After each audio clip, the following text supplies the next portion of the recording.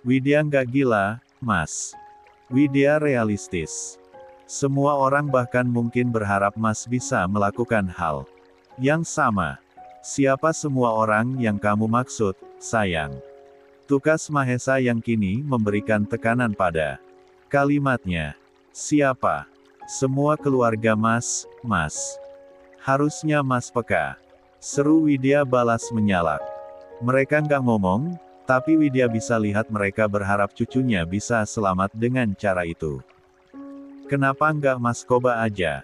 Bahkan, Widya bisa lihat tatapan Mbak Jingga yang masih penuh harap sama Mas. Dia masih sayang sama Mas.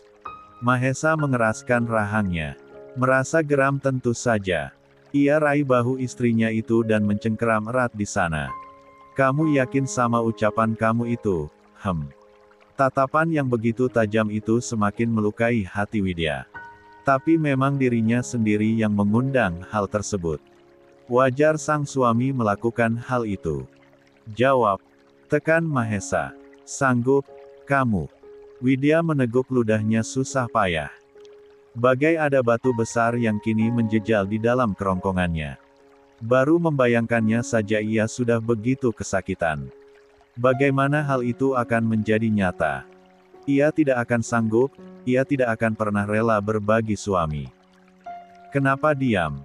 Bukan ingin Mahesa bersikap keras pada Widya, tapi ia ingin istrinya itu sadar bahwa ia tidak bisa berkata sembarangan. Ia ingin Widya tahu kalau permintaannya itu adalah hal yang tidak masuk akal. Kalau kamu memang mau Mas seperti itu. Widya menggeleng. Wajahnya tertunduk lesu. Enggak, Mas. Isak perempuan itu memotong kalimat sang suami. Widya nggak akan sanggup. Widya nggak rela. Widya nggak mau Mas Mahesa punya yang lain. Widya nggak akan mampu. Mahesa bahkan sudah menitikan air matanya. Ia tarik kembali tumbuh itu dan menyekapnya erat-erat. Mas sayang sama kamu, Buna, ucap Mahesa sungguh-sungguh. Jangan meminta hal yang nggak akan pernah mungkin Mas lakukan. Maaf, cicit Widya. Maafin Widya, Mas. Maaf. Nope. Kamu sama sekali nggak salah. Kamu sama sekali nggak salah sayang. Entah berapa kali, entah berapa banyak, bibir Mahesa menyematkan kecupan di kening istrinya. Di kepalanya, bahkan setiap inci wajah yang berakhir di bibirnya. Memberikan afirmasi di sana, bahwa perempuan itu begitu berharga. Tidak ada yang lainnya. Bun, ucap Liva memeluk Widya dari samping. Ia bisa merasakan kesakitan sahabatnya tersebut. Lamunannya membuat Laivia jadi serba salah. Please, jangan kayak gini. Sakit banget perasaan gue liat lo kayak gini, Bun. Widya meneteskan air matanya. Buliran bening itu meluncur bebas begitu saja. Di perpustakaan sekolah, kini Widya dan Laivia berada. Widya mendadak jadi penyendiri sebulan terakhir ini. Lebih pendiam dan tidak seperti biasanya. Kenapa lo nggak ngomong sama gue kalau Mahesa udah punya seseorang di masa lalunya, Liv? Tatapan itu tetap kosong. Menatap ke lapangan basket yang tampak dari kaca besar perpustakaan tersebut. Dari lantai 2 ruang baca itu, tampak ramai teman-teman sebayanya sedang bermain. Mereka tertawa dan bersenda gurau, tidak seperti ia yang merana hati. Entah apa salah dirinya, dari kecil hingga sedewasa ini, tetap tidak bisa merasakan bahagia yang seutuhnya. Laivia menggigit bibirnya. Merasa bersalah tentu saja. Sorry, Bun. Gue egois cuma mikir dari sisi Om Mahesa. Dulu hidup dia nggak seberwarna itu sejak ditinggal Mbak Jingga. Hidupnya berubah sejak adanya lo di hidup dia. Walau banyak diemnya, dia lebih bisa bersikap manusiawi dari yang dulu kayak orang bisu sama sekali. Dia kayak mayat hidup, Bun. Dan lo yang bisa bikin Mahesa yang mati rasa itu ngomong lebih banyak lagi. Cuma lo satu-satunya orang yang bisa bikin dia jadi penguntit. Gue pernah baca diari dia isinya gini.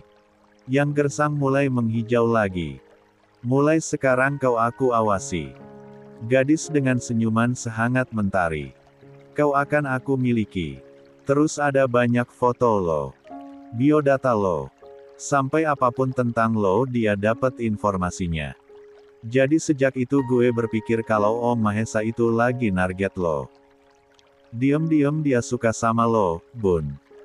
Gue sebagai keponakan yang baik hati, yang pengen lihat omnya bahagia, mikir bisa banget jodohin lo sama Om Mahesa. Gue nggak mikir kalau masa lalu dia akan balik lagi dan ganggu kehidupan kalian. Gue nggak ngangka Mbak Jingga yang udah bikin om gue stres sampai hampir gila malah muncul lagi. Sorry, Bun. Gue nggak bermaksud buat nyakitin lo kayak gini.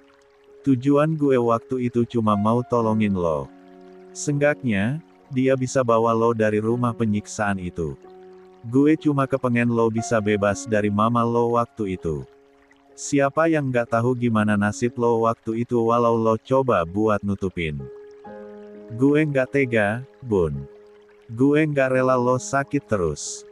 Terus sekarang lo rela? Tanya Widya penuh sesak. Suara sudah sengau karena air mata yang membuat hidungnya buntu. Rasa sakit yang sekarang rasanya lebih sakit dari hidup gue yang sebelumnya, Liv. Yang baru sekarang, yang luar biasa banget sakitnya. Kalau lo nggak tega soal gue yang nggak diperduliin sama keluarga gue, nggak dianggap anak sama bokap gue, perlu lo tahu, Liv, rasa sakit yang nggak lo tegain itu udah biasa gue rasain. Bahkan udah jadi sahabat baik gue. Nggak kayak yang sekarang. Yang sekarang rasanya gue nggak bisa bayangin. Suami yang gue anggap bener-bener malaikat hidup gue, yang gue anggap hero dan obat, tapi sekarang malah jadi racun, Liv. Gue nggak mau ngebayangin masa lalu dia sama Mbak Jingga, tapi gue tetap kebayang gimana mereka dulu pernah saling cinta sampai punya anak. Sakit, Liv. Kecuali dari awal gue tahu Mahesa memang udah pernah nikah dan punya anak, mungkin gue nggak akan sekecewa ini. Tenggorokan Laivia rasanya tercekat, menelan ludahnya sendiri saja rasanya sangat sulit. Rasa bersalah itu kini menekannya. Maafin gue, Bun. Percuma minta maaf, Liv. Gue udah jatuh cinta sampai sedalam ini sama om lo. Dia baik. Bener-bener baik. Dia memperlakukan gue kayak sesuatu yang bener-bener berharga. Gue kayak gelas kristal yang dia megangnya pun hati-hati banget. Dia takut nyakitin gue. Gue harus gimana sekarang? Laivia menyentuh pundak Widya agar temannya itu menoleh menghadapnya. Apanya yang harus gimana, Bun? Tanya Laivia. Lo cuma harus nurut sama suami lo kalau lo memang bener-bener sayang sama dia. Seseorang yang berjuang demi lo, rela korban apa aja demi lo, layak lo pertahanin, Bun. Lo jangan ngerasa kecil hati.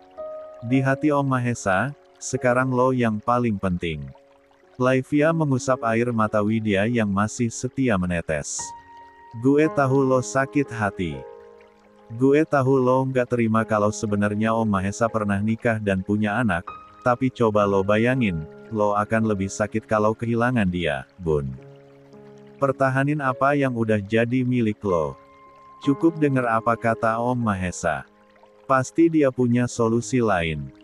Widya menarik napasnya dalam-dalam lalu menghembuskannya perlahan.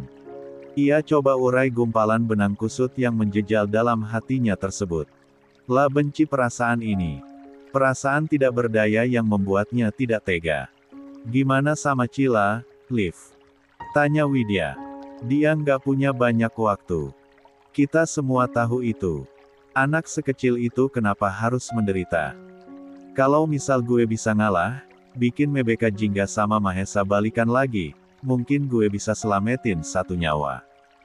Laivia yang kini malah geram. Gila lo, Bun.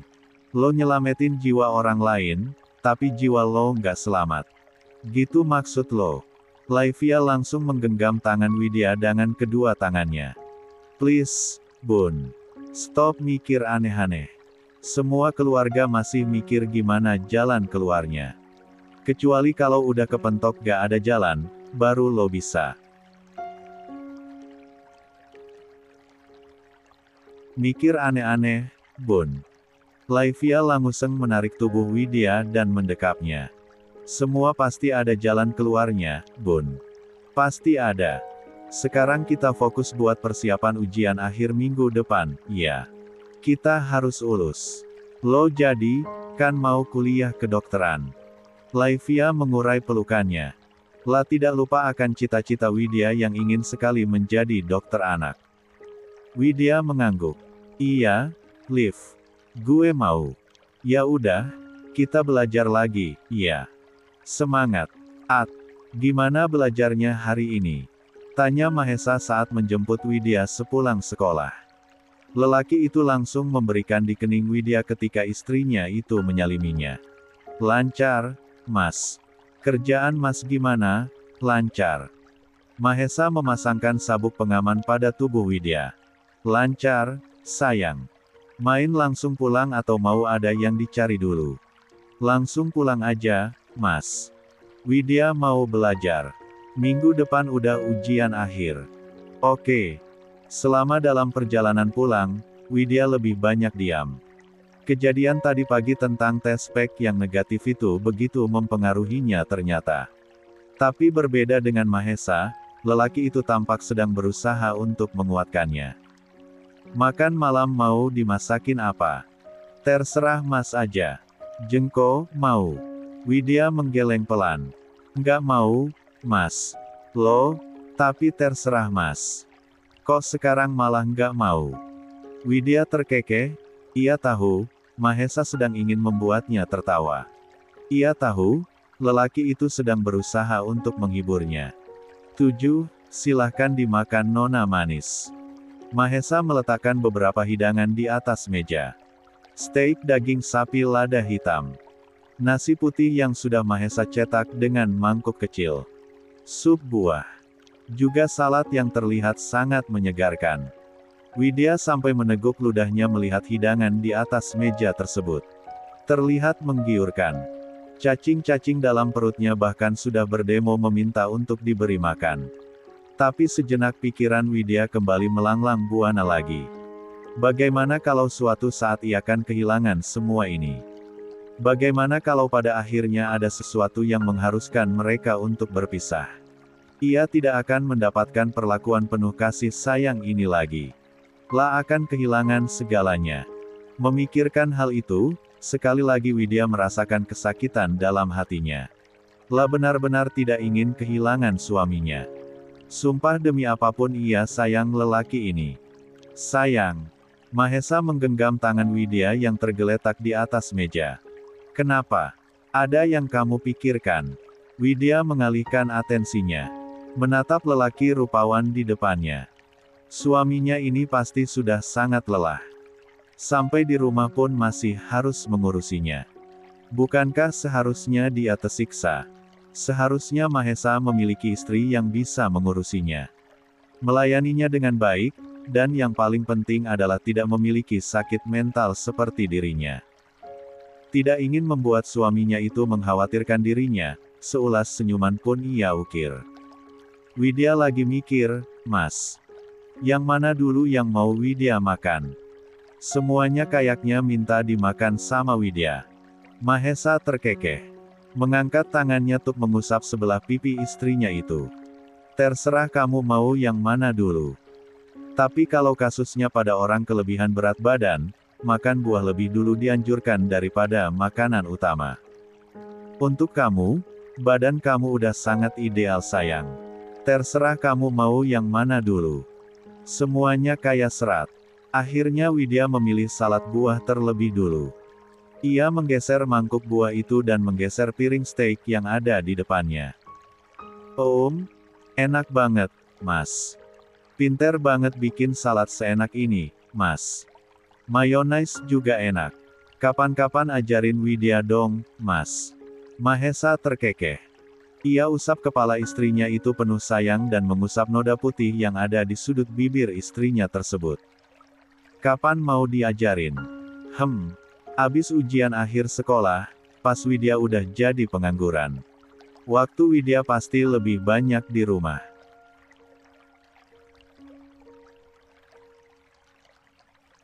As you wish, sayang. Widya lupa kalau suaminya itu super sibuk. Tapi lelaki tersebut pasti selalu menyempat untuk pulang guna memasak makanannya sendiri. Kalau Mas sempet aja tapi. Kalau pas lagi nggak sibuk. Mahesa menjulurkan tangannya. Meraih tangan istrinya untuk ia genggam. Mas akan selalu ada waktu untuk kamu, Buna. Kapanpun kamu minta, Mas akan luangkan. Widya mengulas senyumnya. Sampai saat ini masih belum paham kenapa lelaki ini begitu mencintainya. Padahal tidak ada satupun hal yang dapat dia banggakan dari istrinya. Makasih banyak, Mas. Sama-sama, sayang. Mahesa mengecup punggung tangan perempuan tersebut. Bahkan makan pun tangannya dipegang seperti itu. Habisin semua. Abis itu belajar. Iya. Ajarin fisika sama kimia boleh. Boleh, sayang. Dua orang itu pun akhirnya menikmati makanannya hingga habis. Merapikan piring-piring bekas makan lalu mencucinya bersama. Bahkan di dapur itu mereka sempat-sempatnya bersenda gurau. Buna, tegur Mahesa saat Widya mencipratkan percikan air bersih ke wajah Mahesa. Widya cekikikan sebab ingin memancing kemarahan suaminya yang sedang sibuk mencuci piring tersebut. Tangan yang penuh dengan busa membuat pergerakan Mahesa terbatas. Namun istrinya tersebut terus saja mengganggunya. Gemas, ia pun mencuci tangannya. Ia berniat meraih tubuh istrinya untuk ia kunci. Namun terlambat, gadis pintar itu lebih dulu melarikan diri. Nggak kena, Woli. Sempat-sempatnya istrinya yang manis itu menjulurkan lidah ke arahnya. Memang cari perkara. Nantangin kamu, sayang. Iya, sini, kejar kalau bisa. Lagi, perempuan itu menjulurkan lidahnya. Mengejeknya karena jarak yang tercipta cukup jauh. Ia berlindung di antara kursi sofa. Jangan terlalu percaya diri. Lidah kamu itu bisa Mas makan, Bun. Dalam 1 menit kalau Mas bisa tangkap Widya.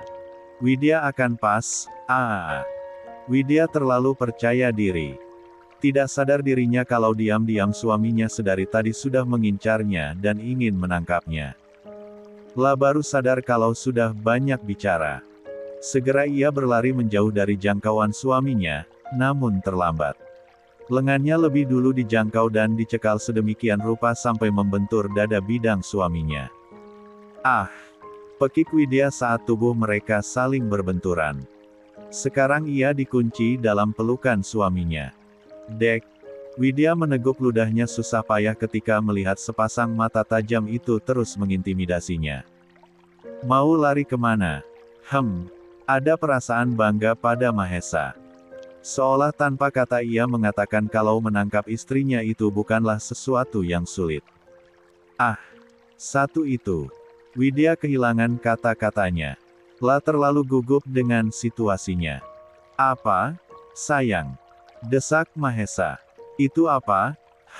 Sia sekali. Debaran jantungnya malah makin jadi tidak normal. Tak selalu tidak mampu ditatap seperti itu oleh sang suami. Itu, Mas. Widya hamim. Widya tidak diberikan kesempatan untuk menjelaskan. Sudah terlalu lama rasanya Mahesa menunggu sebuah penjelasan. Lelaki itu sudah tidak sabar, langsung saja ia memonopoli bibir sang istri lebih dulu.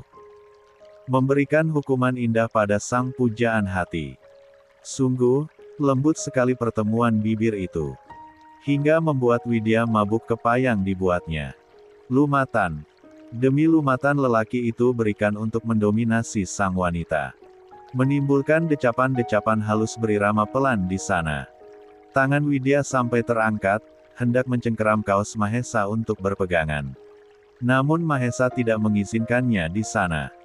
Tangannya menuntun tangan Widya untuk melingkari lehernya yang kokoh, sementara kedua tangannya kemudian menyentak pangkal paha istrinya agar kaki perempuan itu melingkari pinggangnya kemudian membawa garis itu menuju kamar dan mendudukannya di meja belajar.